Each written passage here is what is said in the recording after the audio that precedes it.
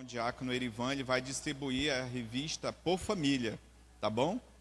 Temos poucas unidades, né? E o nosso irmão então vai fazer a distribuição para que os irmãos aí em família possam acompanhar melhor, né?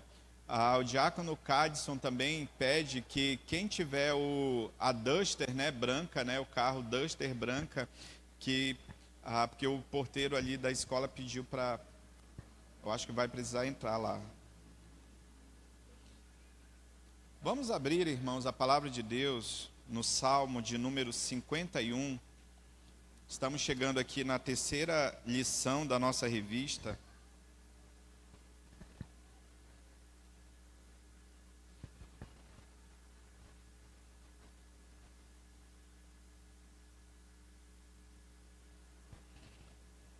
Salmo 51. Na primeira lição, nós falamos a respeito do pecado como sendo um vírus. Não sei se os irmãos lembram, né?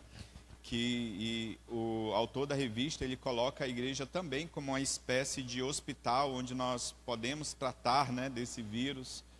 Falamos a respeito daquele último profeta, né, de João Batista, né, lá no último livro da nossa revistinha, lá na última unidade, que ele chama, né, as pessoas ao arrependimento. Na segunda lição, ele vai falar sobre a graça redentora de Cristo, que pela graça de Cristo, então, nós podemos caminhar, né, nessa terra, confiados no Senhor, na sua boa mão, na sua graça.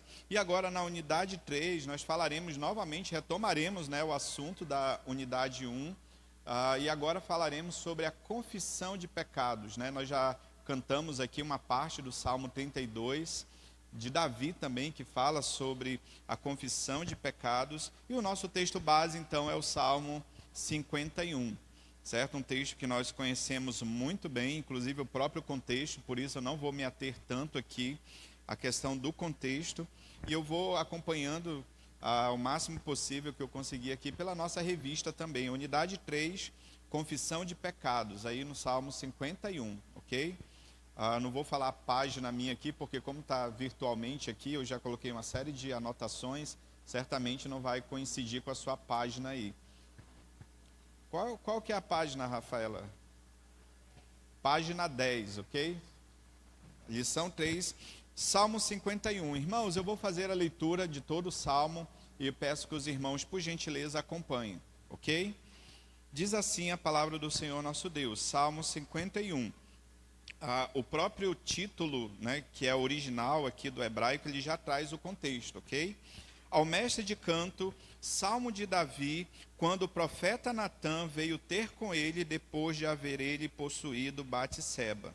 Compadece-te de mim, ó Deus, segundo a tua benignidade e segundo a multidão das tuas misericórdias, apaga as minhas transgressões. Lava-me completamente da minha iniquidade, purifica-me do meu pecado, pois eu conheço as minhas transgressões e o meu pecado está sempre diante de mim.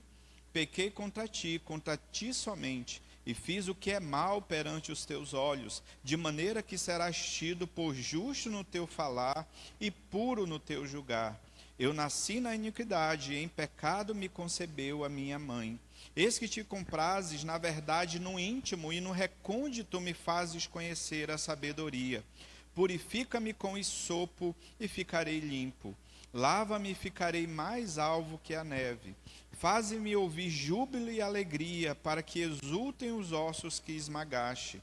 Esconde o rosto dos meus pecados e apaga todas as minhas iniquidades. Cria em mim, ó Deus, um coração puro, e renova dentro de mim um espírito inabalável, para não me repulses da tua presença, nem me retires o teu Santo Espírito. Restitui-me a alegria da tua salvação e sustenta-me com um espírito voluntário. Então ensinarei aos transgressores os teus caminhos e os pecadores se converterão a ti. Livra-me dos crimes de sangue, ó Deus, Deus da minha salvação, e a minha língua exaltará a tua justiça. Abre, Senhor, os meus lábios, e a minha boca manifestará os teus louvores. Pois não te comprases em sacrifícios, do contrário eu te os daria, e não te agradas de holocaustos. Sacrifícios agradáveis a Deus são o espírito quebrantado, coração compungido e contrito não desprezarás, ó Deus. Faze bem a Sião, segundo a tua boa vontade.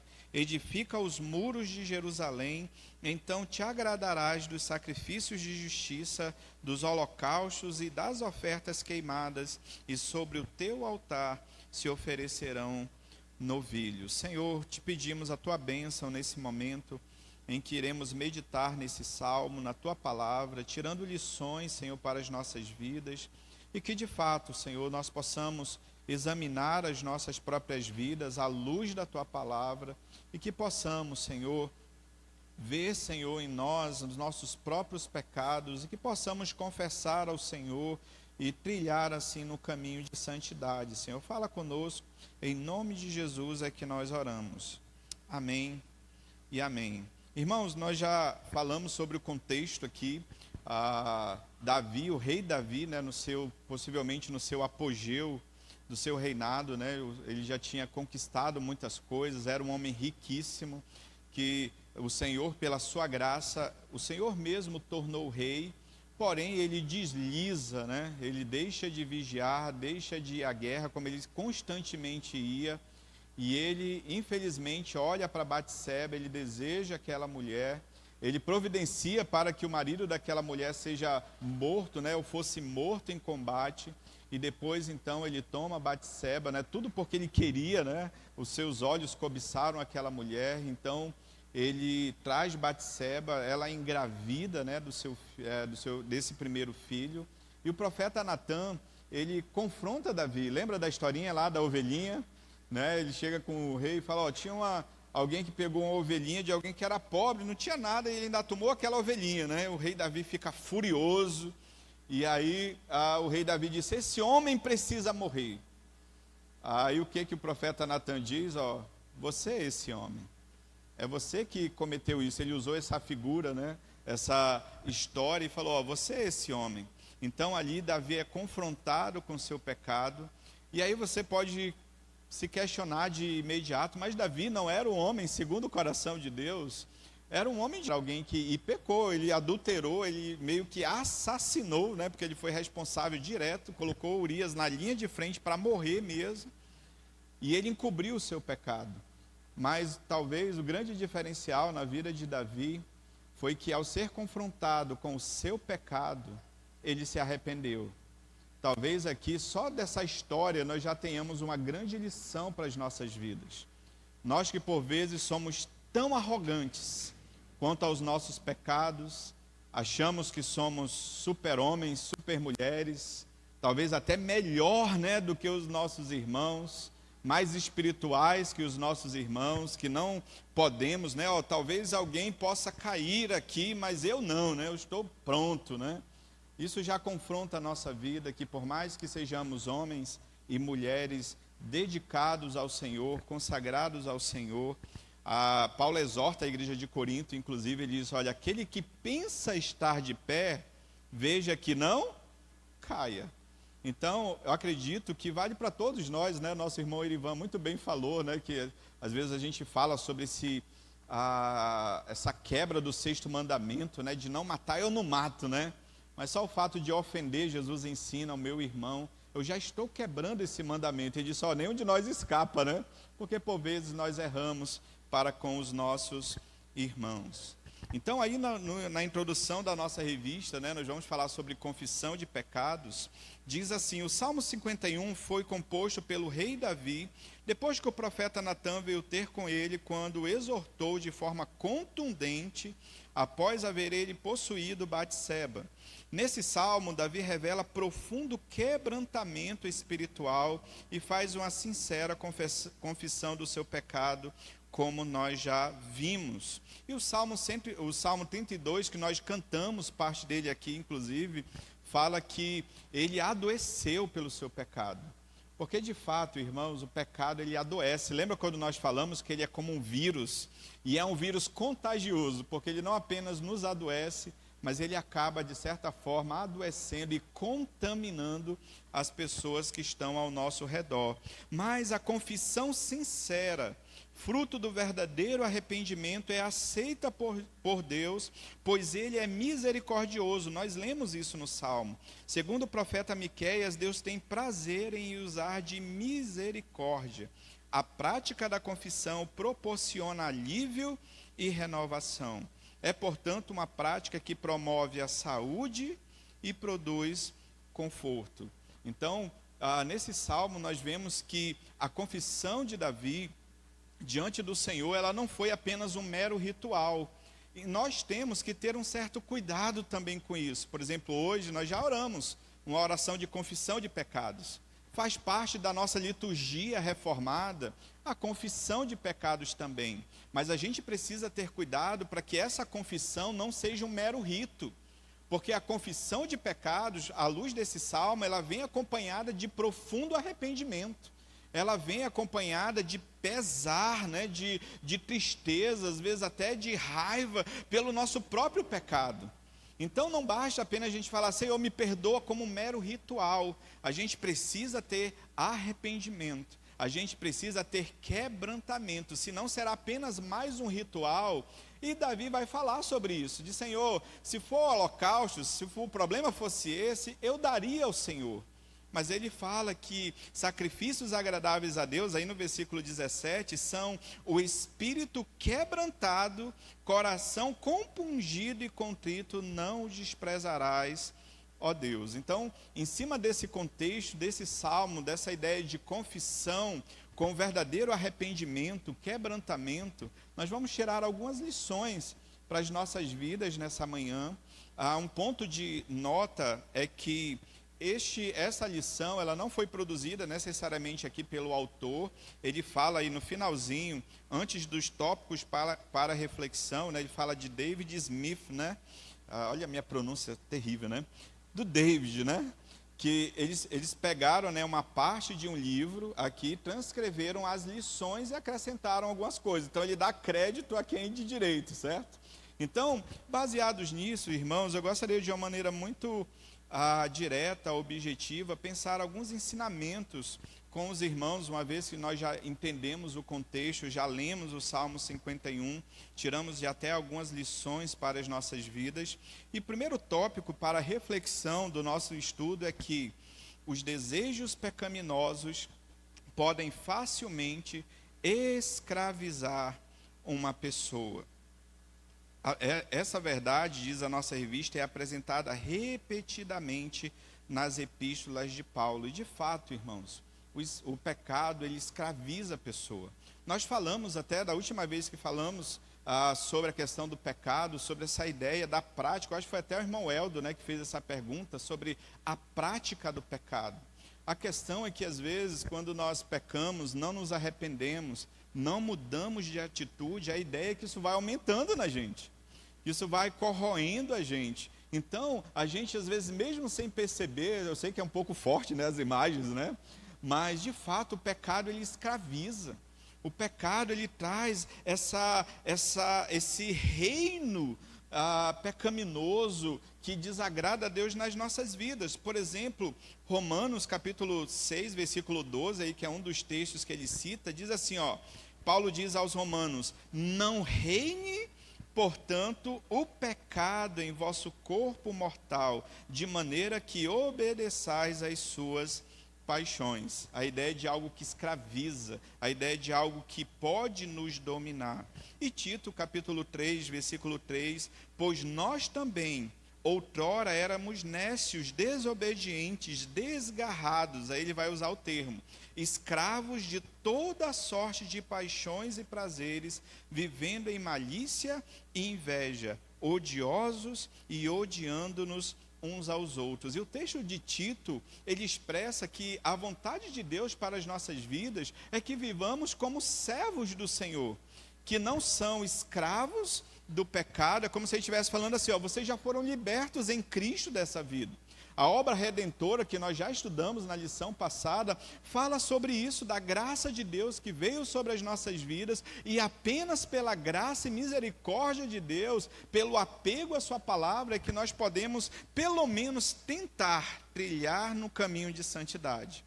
E ainda assim pecaremos, porque nós não conseguimos não pecar. Por mais que você tente, se você falar assim, a partir de hoje, né, o Francisco vai falar assim, a partir de hoje eu não vou mais pecar. Ele acabou de pecar, e já mentiu, né? Nós pecamos, nós erramos, mas o que a gente precisa entender, irmãos, que diante de Deus o pecado é tão sério, que eles podem facilmente escravizar uma pessoa. Por mais que sejamos servos dedicados ao Senhor, se dermos margem e passarmos a viver pecando sem arrependimento, sem que isso, parece que isso vai se tornando cada vez mais normal na nossa vida, parece que aquele remorso, aquele pesar, ele vai diminuindo aos poucos, e chega um momento que você pode estar completamente dominado por esse pecado. E nós precisamos entender que isso diante do Senhor, nós já falamos sobre isso, sobre esse vírus, ele é um vírus letal.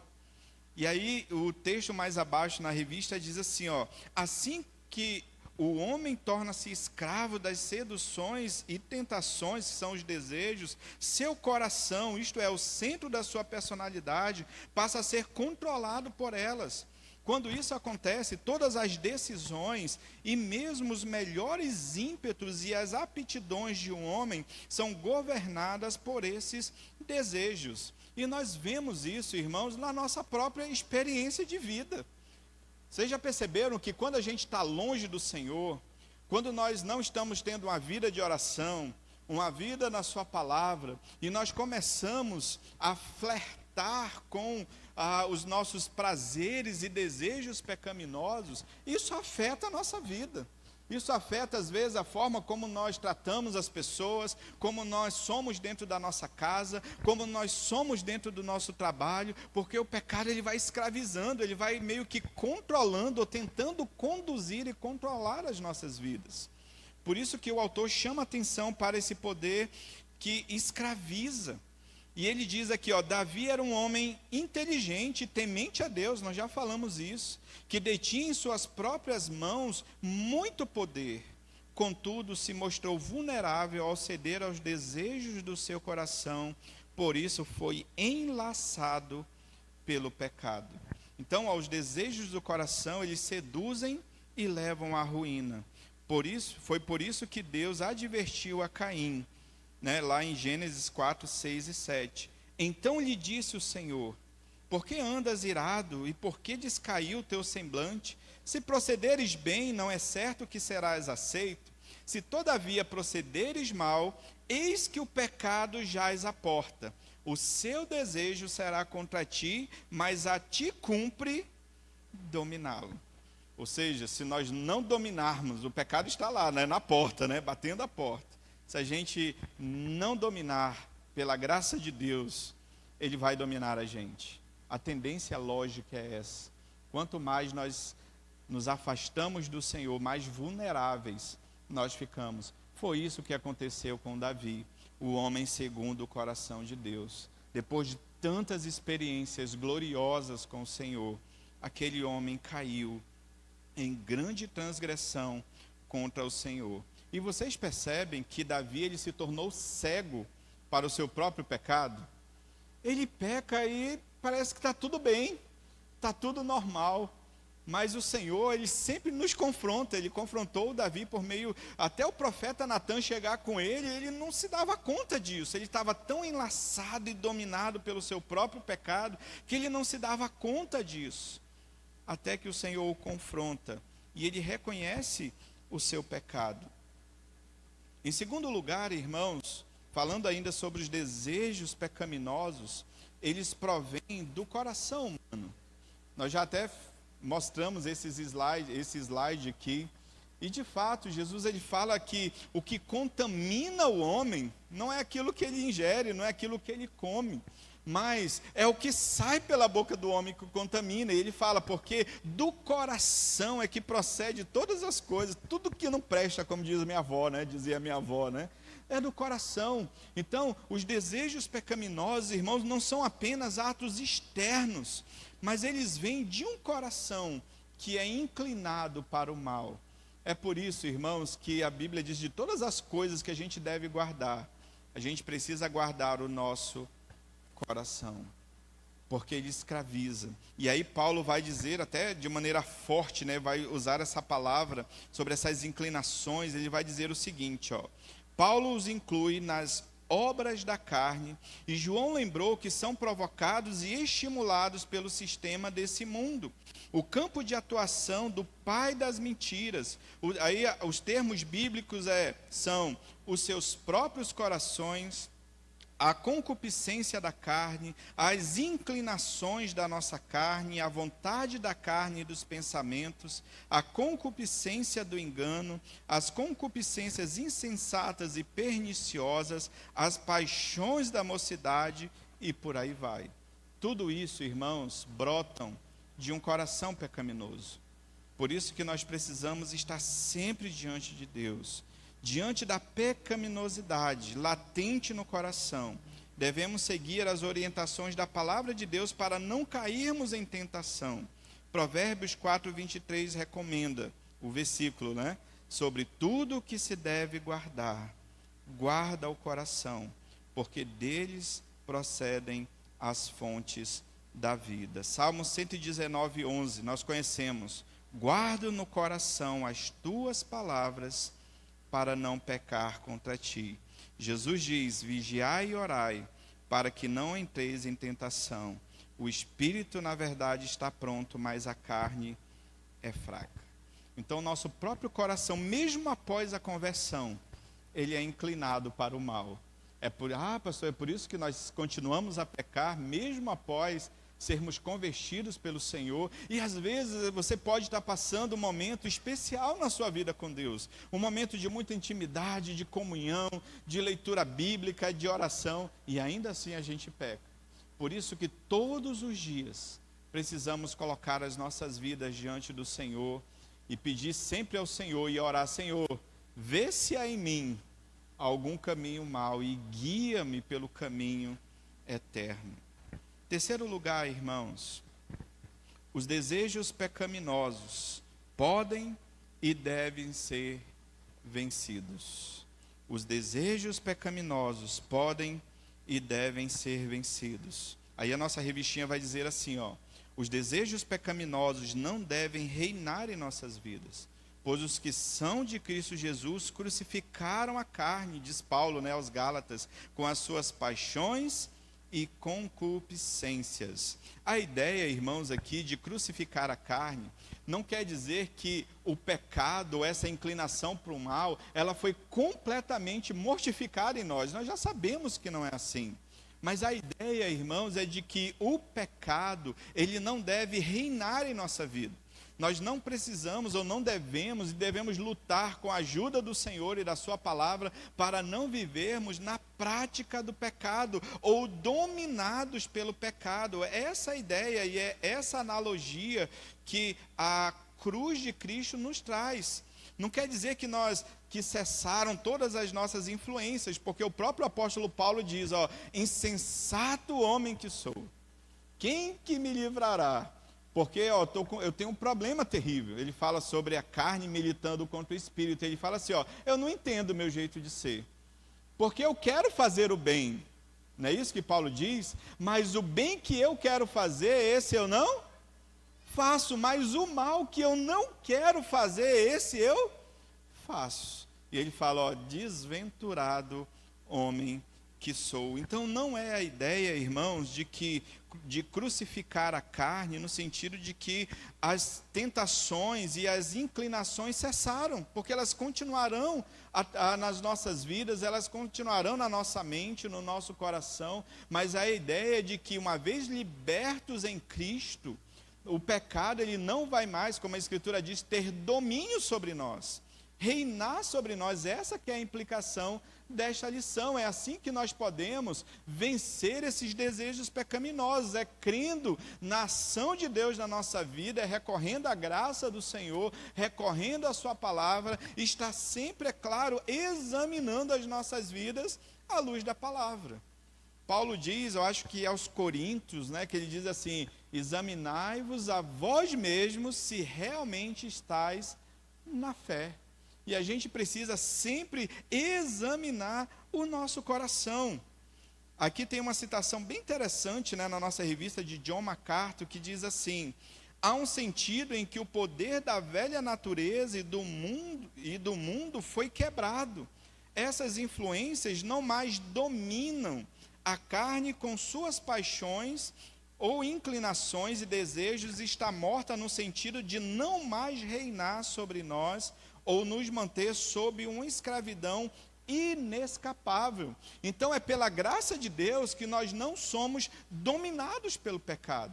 É pela graça de Deus que nós podemos resistir às tentações. É pela graça de Deus, pela sua palavra, uma vivência para a glória de Deus, que nós podemos labutar contra o pecado. E Paulo fala dessa luta: olha, eu luto, eu esmurro o meu corpo e o reduzo à escravidão. Sob a exortação profética, entenda-se do profeta Natan aqui, tá? Sobre a exortação profética, a gente tem que explicar isso hoje, né? Senão o pessoal vai achar que é alguma coisa profética atual, né? É sobre a profecia de Natan, ok? Davi tomou consciência do seu pecado e desejou vencê-lo. Arrependido, fez uma emocionada confissão, como nós lemos aqui. O que Davi faz no Salmo 51? Primeiro, ele clama ao Senhor. Ele reconhece o seu pecado, ele diz: compadece-te de mim, ó Deus, segundo a tua benignidade. Ele clama pela misericórdia do Senhor. Ele diz, olha o versículo 3, que é muito importante para nós. Davi diz assim: pois eu conheço as minhas transgressões, e o meu pecado está sempre diante de mim. Você já pensou nos seus pecados? Você conhece os seus pecados? Você poderia fazer essa oração hoje. É interessante que nós vivemos dias em que é muito mais fácil eu saber do pecado dos outros, né?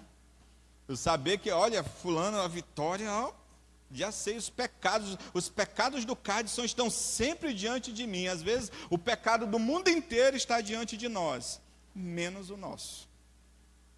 É mais fácil a gente reconhecer o pecado do outro, mas às vezes o nosso orgulho nos impede de olhar para o nosso próprio pecado. Já vi aquela historinha antiga, né, que às vezes se repete, né? E às vezes tem uma pregação, como diz os pentecostais, né, só chicote, né?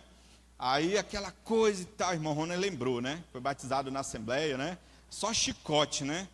Aí quando termina a pregação, alguém fala assim: fulano podia estar aqui hoje, né? Nossa, uma luva ali, né? Uma forma que encaixaria perfeitamente. Às vezes é fácil a gente ver o pecado das pessoas. E Davi não via o seu pecado, né, irmão Francisco? Ele foi confrontado pelo profeta Natan. E aí eu pergunto aos irmãos: o profeta Natan, nós temos o Natan na igreja, né? Mas ele não é profeta. Mas a profecia revelada nós temos. É a palavra de Deus. E quantas pregações, versículos passam pelas nossas vidas todos os dias? Será que eles não nos mostram os nossos pecados? Será que eles não evidenciam nossos próprios pecados? Ou será que nós somos tão cegos para eles que a gente só fala assim: nossa, ó, para o Cadson, ó, o Lucas, ainda bem que ele veio, olha. Não, irmãos, é para a gente. Ele foi confrontado na sua própria vida, através do profeta. E ele clamou a Deus por uma renovação espiritual. A partir do versículo 8, nós vemos isso.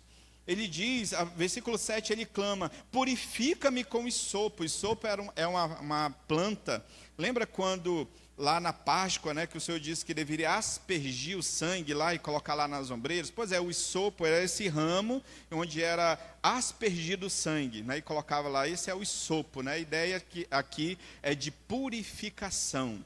Ok? Então ele diz, ó, purifica-me com isopo e ficarei limpo, lava-me e ficarei mais alvo do que a neve. Aí ele diz, ó, faz-me ouvir júbilo e alegria, para que exultem os ossos que esmagaste. Esconde o rosto dos meus pecados e apaga todas as minhas transgressões. E ele diz o seguinte, ó, cria em mim, ó Deus, um coração puro, e renova dentro de mim um espírito inabalável. Ele se quebranta diante de Deus, reconhece o seu pecado. Eu conheço as minhas transgressões, o meu pecado está sempre diante de mim. Mas ele vai além e fala assim: Senhor, renova a minha vida, restaura a minha vida. Porque o pecado ele é destrutivo, nós já sabemos disso, mas o Senhor é poderoso, por meio da sua palavra, para renovar as nossas vidas. E ele pede uma renovação espiritual. Ele diz, versículo 11: não me repulses da tua presença, nem me retires o teu Santo Espírito. Lembra de Saul? Que o Espírito se retirou dele, né? No Antigo Testamento havia essas manifestações temporárias. Ele disse: Senhor, que isso não aconteça comigo, mas restitui-me a alegria da tua salvação e sustenta-me com o espírito voluntário.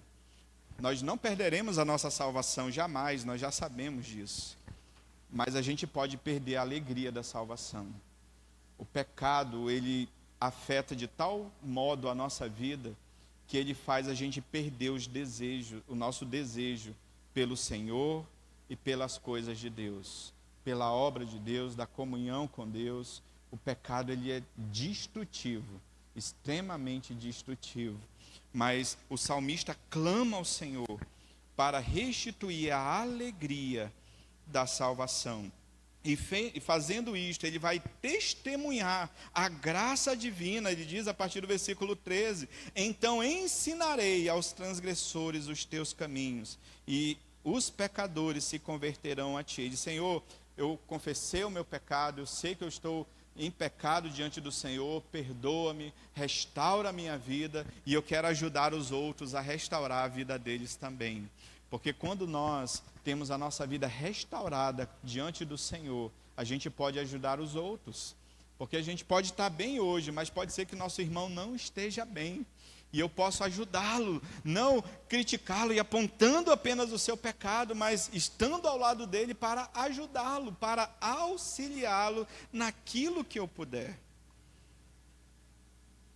E aí, irmãos, como um dos versículos-chave também da palavra de Deus sobre isso, Provérbios, capítulo 28, versículo 13. Tem como projetar aqui, DJ, esse daqui?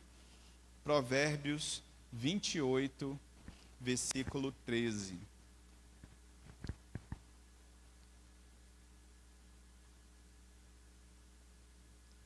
Podemos ler juntos esse versículo?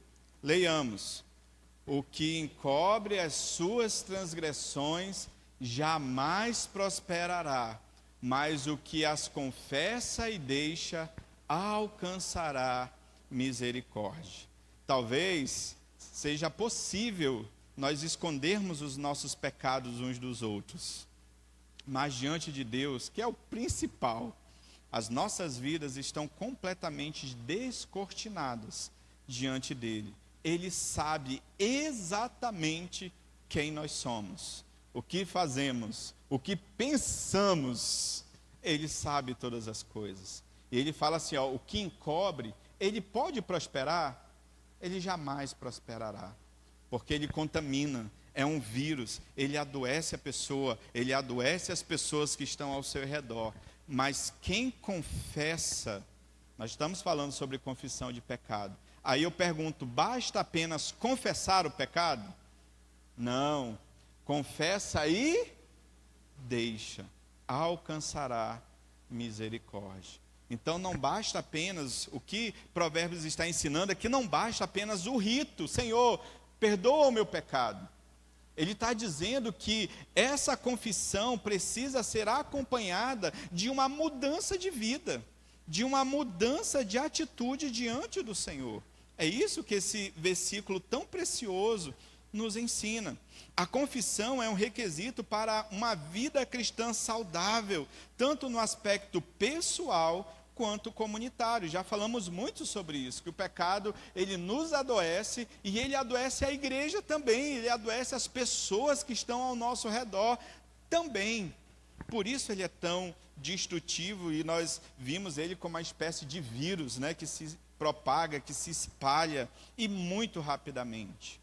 Mas, irmãos, em último lugar, a confissão abre caminho para a restauração. primeiro passo, irmãos, para tratarmos os nossos pecados, é confessarmos diante do Senhor. É olharmos para a nossa própria vida e nos perguntar, em que temos pecado contra o Senhor? O que o Senhor quer mudar na minha vida? O que precisa mudar? Talvez nós já até saibamos disso. Afinal de contas, nós ouvimos a palavra tanto durante a semana. Talvez nós já saibamos, mas o primeiro caminho, o primeiro passo é confessar sinceramente diante do Senhor. Então, nesse processo, irmãos, a restauração, ela só é possível em virtude, primeiro, da misericórdia divina. Vê que Davi, primeiramente, ele fala, Senhor, compadece-te de mim, segundo a tua benignidade, de acordo com as tuas misericórdias. Então, a confissão, a restauração, ela é possível, mas no Senhor. Por isso que nós precisamos da graça do Senhor sobre as nossas vidas, do auxílio do Senhor. Na confissão, devemos confrontar nominalmente os nossos pecados. Davi fala de maneira explícita aqui o seu pecado. Ele fala, livra-me, Senhor, dos crimes de sangue, né? Versículo 14, ele sabe do seu pecado. E ele confessa sinceramente o seu pecado. Eu sei que às vezes a gente tem tanta vergonha, às vezes a gente não tem vergonha de cometer, mas quando a gente chega diante do Senhor, às vezes a gente tem, será que eu posso falar aqui o que eu tenho feito? Fale, irmãos, abra o coração para o Senhor. Fale, Senhor, eu tenho feito isso, isso não agrada o Senhor, e eu quero me consertar com o Senhor hoje. A confissão se sujeita às consequências do pecado cometido. Davi fala, pequei contra ti somente fiz o que é mal perante os teus olhos, de maneira que serás tido por justo no teu falar e puro no teu julgar. Uma coisa importante, irmãos, é que os nossos pecados, muito embora sejam perdoados, mas eles trazem consequências. E foi assim com Davi também. É interessante, se você for lá em 2 Samuel, eu anotei aqui o texto, Davi fala que ele pecou, né? Pequei contra o Senhor, quando ele foi confrontado. 2 Samuel 12, a partir do 13, diz, eu pequei contra o Senhor. Aí Natan responde, o Senhor te perdoou o teu pecado, não morrerás. Aí depois ele vai falar assim, também o filho que te nasceu morrerá. E ele diz que, no versículo 10, que a espada jamais se apartará da tua casa. Deus perdoou, o profeta Natan confirmou, o Senhor perdoou, Davi, você, mas a consequência que eu escolhi é, o filho vai morrer, esse menino vai morrer. E nós sabemos que na família de Davi, os resultados posteriormente foram extremamente desastrosos. A espada jamais se apartará da tua casa. Às vezes até podemos escolher o pecado, mas a gente não consegue escolher as consequências do nosso pecado. O pecado traz consequências terríveis. Nós já sabemos disso. Continuando, mas a confissão educa para a santidade e proporciona alegria. Versículos 7 e 8 diz, purifica-me com hisopo e ficarei limpo. Lava-me e ficarei mais alvo do que a neve. Faze-me ouvir júbilo e alegria, para que exultem os ossos que esmagaste. Então aqui há essa combinação, purificação e alegria. Quando o Senhor trata o nosso pecado, pode ser doloroso, principalmente quando o Senhor traz consequências terríveis sobre a nossa vida. Mas no final, irmãos, haverá alegria, porque o tratamento de Deus, a disciplina de Deus, ela não é para nos destruir, mas para nos restaurar, para vivermos para a glória do seu nome. Na busca pela restauração, nada substitui a confissão, que nasce de um coração quebrantado. Versículos 16 e 17, pois não te comprases em sacrifícios, do contrário, eu te os daria, e não te agradas de holocaustos. Sacrifícios agradáveis a Deus são um espírito quebrantado, coração compungido e contrito, não o desprezarás, ó Deus. Davi poderia oferecer milhares de animais em holocausto ao Senhor pelo seu pecado. Mas Davi, ele chega à seguinte conclusão: eu poderia fazer o ritual, mas o que o Senhor quer de mim? Um coração quebrantado. Uma pessoa que se quebranta diante do Senhor, coração contrito, aquela pessoa que reconhece o seu pecado e que ela se arrepende profundamente do seu pecado.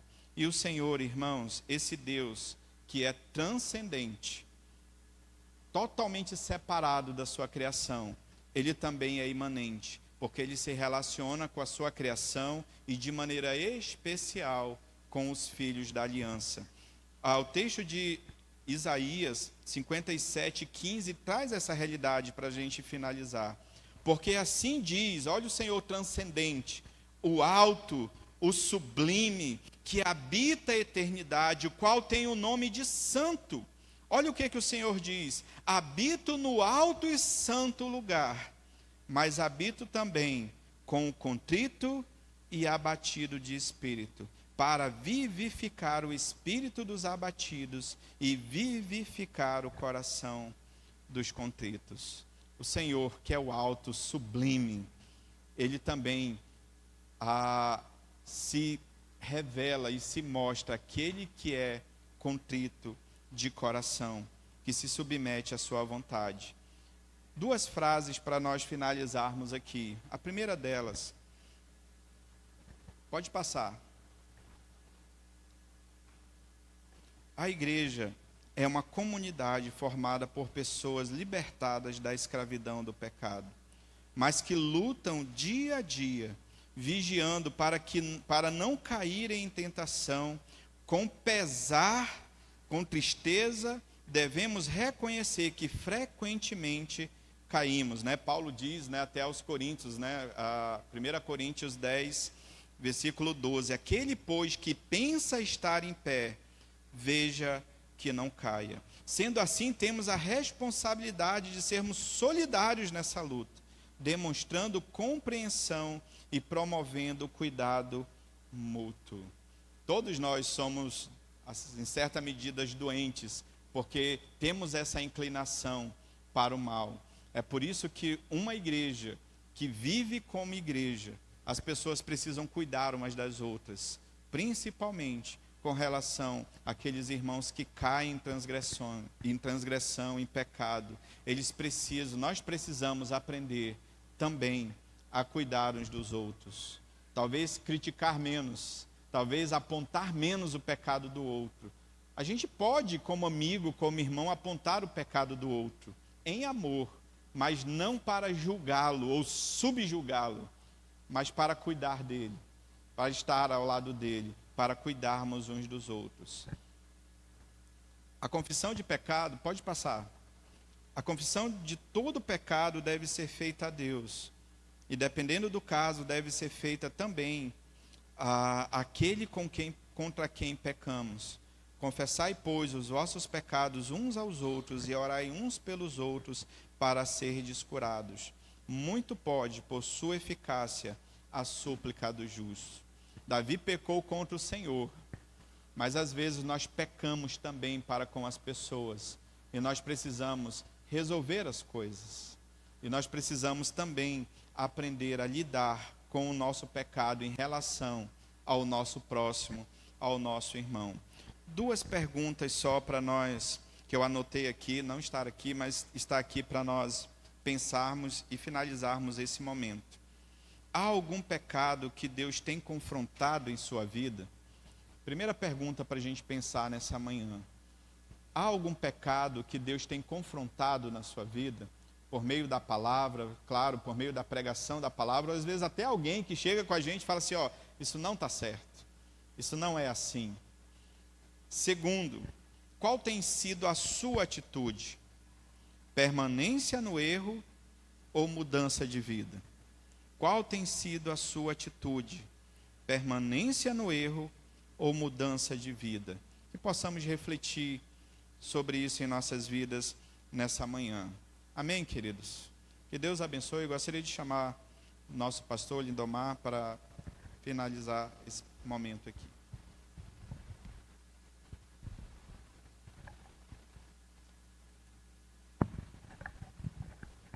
Bom dia, irmãos e irmãs. Irmãos, eu estava ali vendo a finalização do estudo pelo irmão pastor Cristiano e me veio ao coração para a gente gastar 1 minuto ou 2 pensando no que ouvimos nessa manhã e orando, vendo que nós temos um tempinho aqui. Antes de dar alguns avisos, ore no seu lugar, diante do que ouvimos nessa manhã. E você fala, por que isso? Porque, assim como diz o nosso irmão, se nós queremos... Quer ver uma coisa? Todos recebemos a revista hoje aí, física, que eu passei de manhã e deixei com o Cadson aqui. Qual é a primeira palavra da nossa revista? No tema, na capa. Juntos. Depois, na parte melhor, na alegria. Na parte pior. Tem vários temas nessa revista, vocês vão ver. Quer ver um tema interrogado? O jogador de 25 anos sul-africano. Pode observar nas entrelinhas. O que tem por trás daquela dor. Nós já experimentamos isso aqui como igreja. Mas eu não posso deixar de lembrar uma coisa que os irmãos puritanos trazem. Eu tenho dificuldade com os neo, mas os puritanos não têm não. É o seguinte, ó. Se o pecado não se tornar amargo para nós, se o pecado não se tornar amargo para nós, Cristo não será doce. Se o pecado não se tornar amargo, falando para mim, para nós pastores, irmãos líderes da igreja, se o pecado não se tornar amargo, Cristo não será doce. Até para a gente se converter foi assim, e depois na nossa caminhada também. Então, nesse sentido, vamos orar individualmente, e eu vou estar orando pela igreja.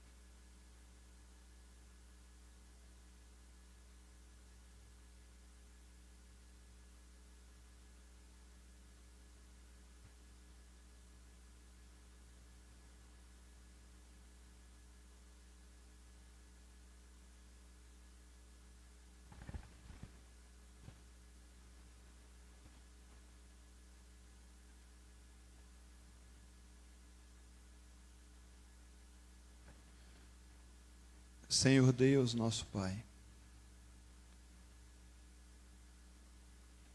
nós queremos render graças ao Senhor. Nessa manhã, a Tua palavra, que é luz, ela tem trazido iluminação para as nossas trevas interiores. Nós queremos nos colocar diante de Ti, Senhor. Porque a Tua palavra diz que o Senhor é tão puro de olhos que não pode contemplar o mal.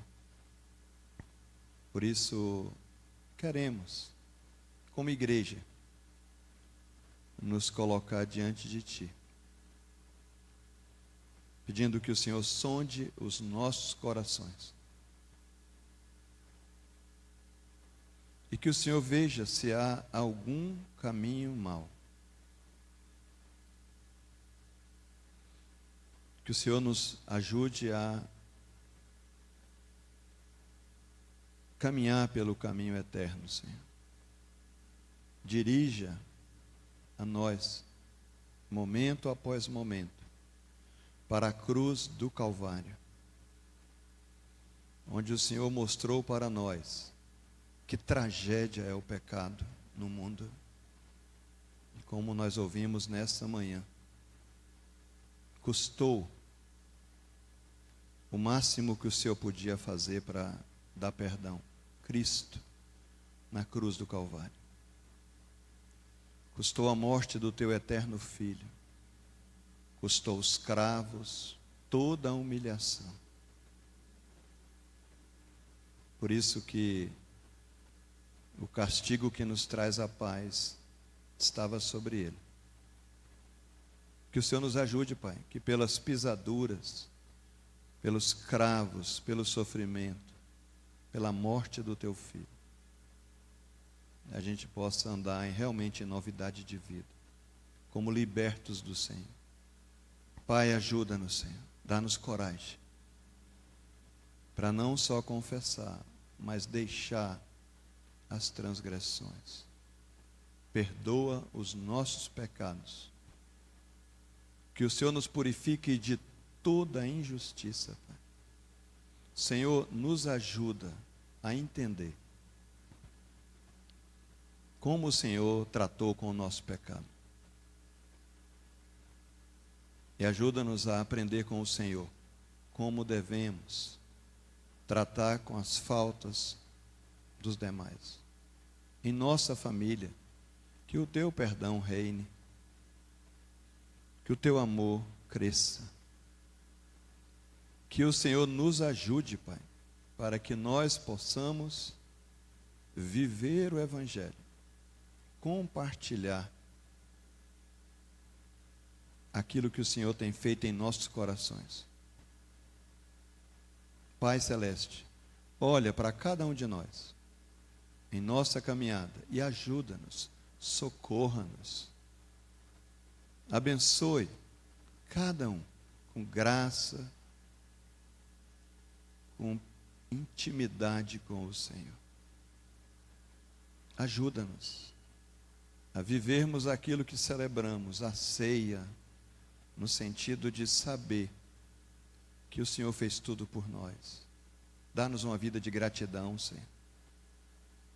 Perdoa, Pai, os nossos pecados. Nos purifique de toda a injustiça. Mas também, ó Pai, que a intensa alegria, fruto da liberdade em Cristo, cresça em nossa vida. E que nós possamos ter a Tua alegria como a nossa força, Senhor. Abençoe cada um de nós. Que nós possamos viver intensamente o Evangelho. E que a Tua palavra cumpra em nós. Que a gente possa detestar o mal, apegar-se ao bem e viver no amor do Senhor, na graça do Senhor, na luz do Senhor. Pai, ajuda-nos, abençoa-nos nesse dia. Nós queremos pedir que esse dia seja um dia em que o Senhor continue falando aos nossos corações, nos dirigindo e endireita, Pai, os nossos caminhos, por amor do Teu nome e para a glória do Teu santo nome. Nos faça igreja, juntos na alegria e na dor. Em nome de Jesus, nós oramos e agradecemos. Amém.